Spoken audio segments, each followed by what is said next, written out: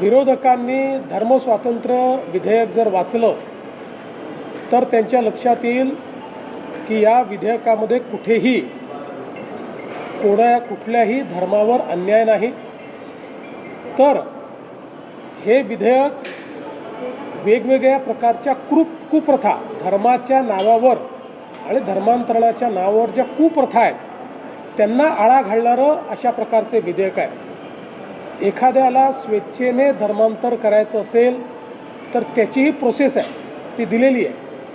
पण जर कोणी आमिष दाखवून किंवा धाकदपटशा दाखवून किंवा चुकीच्या पद्धतीनं जर त्या ठिकाणी अशा कोणाचं धर्मांतरण करणार असेल तर असं करण्याला कायदेशीर शिक्षा काय आहे हा विषय आहे। अनेक केसेस आपल्या अशा लक्षात आलेल्या आहेत की मुलींना फूस लावून पळवून न्यायचं, लग्न करायचं, नंतर सोडून द्यायचं।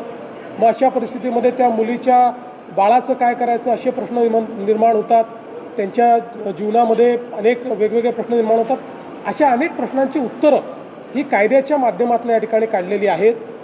विरोधक हे केवळ मतांच्या लांगुल चालनाकरता त्याचा विरोध करतायत, पण मी गॅरंटीने सांगतो की त्यांनी जर हे विधेयक पूर्ण वाचलं तर कधीच त्याला विरोध करणार नाही। आणि महाराष्ट्र हे पहिलं राज्य नाही आहे, आपल्या आधी 10-12 राज्यांनी आणि त्यातली काही राज्य अशी आहेत, तमिळनाडूसारखं राज्य की जिथे कधीही भाजपचं राज्य नव्हतं, अशा अनेक राज्यांनी हे विधेयक यापूर्वीही केलेलं आहे। त्यामुळे मला असं वाटतं याच्यावरचं राजकारण हे योग्य नाही।